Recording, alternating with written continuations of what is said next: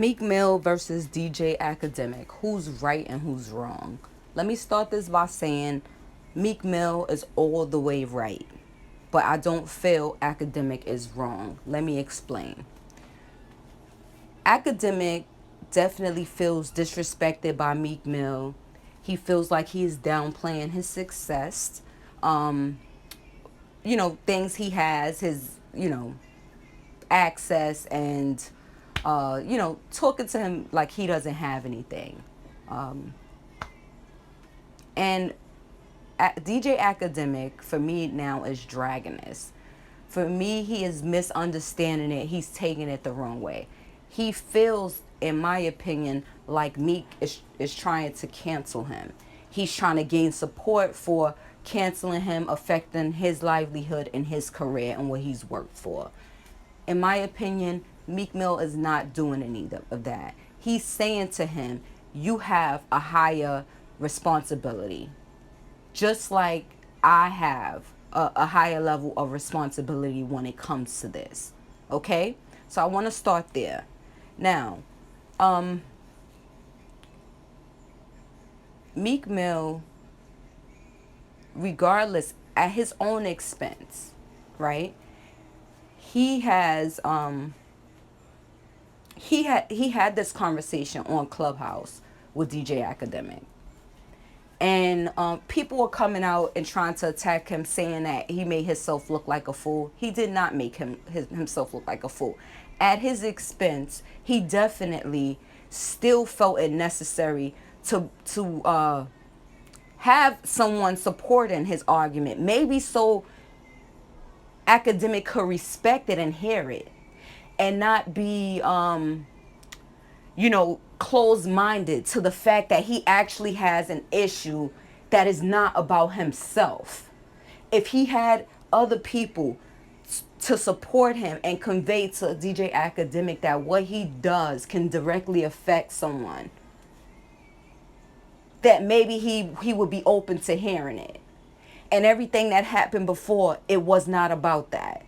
So that's why when DJ Academic brings this up, Meek stops him and says, "No, this is not about that.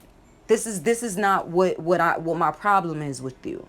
And although DJ Academic is closed off to that because that's what he truly believes, maybe if he had, I feel like he's understanding a little bit more about the type of people that he interviews, that the people he's covering.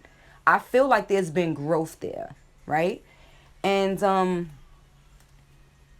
this is what I will say. Meek Mill is looking at Academic as a whole, right? I watched a YouTube channel. I watched some random story, maybe, I don't know, 2 years ago. I didn't, watch it as much then, but I watched some random story that I thought was interesting. It was Tommy Sotomayor.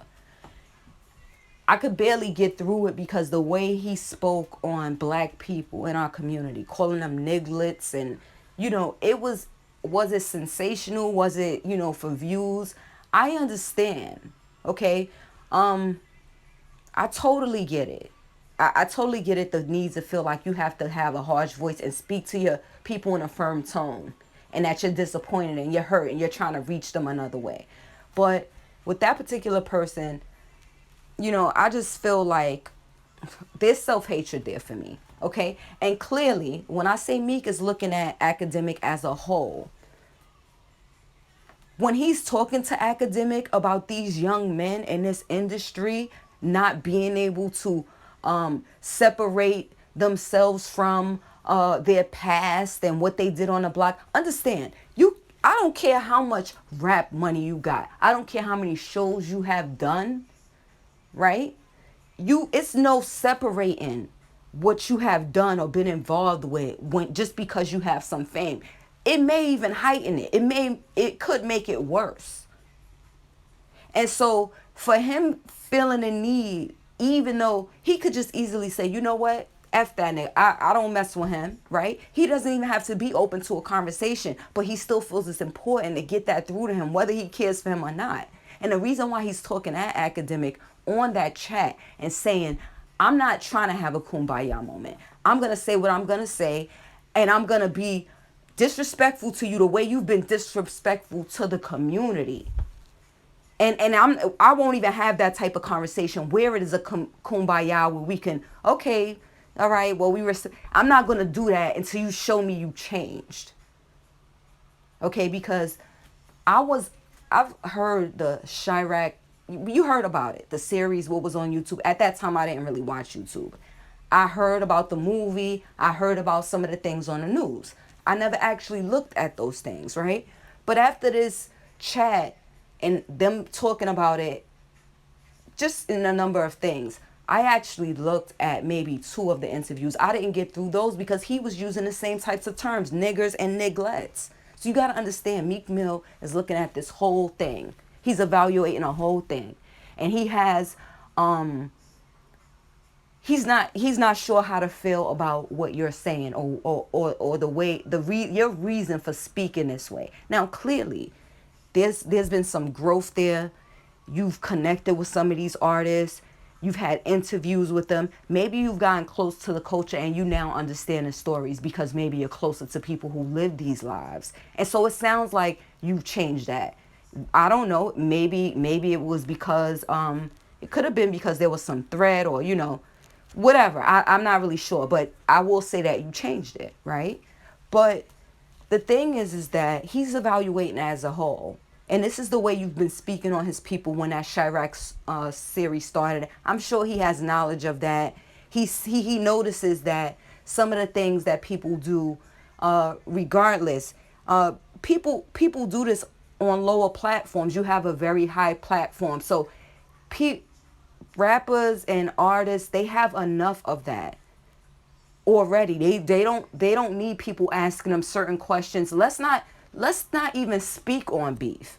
Let's not do that. And I don't feel, I'm happy that Meek Mill did it, and it was a selfless thing.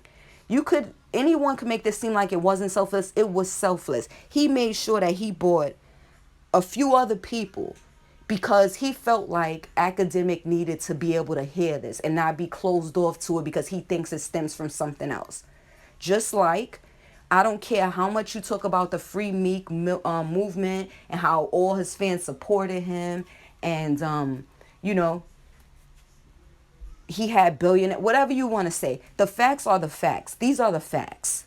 Regardless of what, people were more outraged and supported him because they've experienced things like that in their own lives and people they know for years and years. So that would have happened anyway. Him being at the level of success, of course, it was more of a movement. But he could have easily come out and forgot about that. He did not do that. He lent his voice to certain things. He went on television to try to convey to people who actually probably would listen to him because he's in a certain position. And he tried to explain to them and make them understand why those things happen and pretty much sum up why even in this position, he cannot turn his eye away from that. He cannot. Okay. And also he's doing that on different levels. He's speaking to people in certain with certain wealth and power and letting them know our story. He's not telling them that we're niggas and nigglets and we deserve everything we get. And let's be honest, I don't care how much you did in the streets. You get famous, you get a little money, it happens even before it happens for you. Niggas start hating, talking about you can't come back to the block. It is what it is.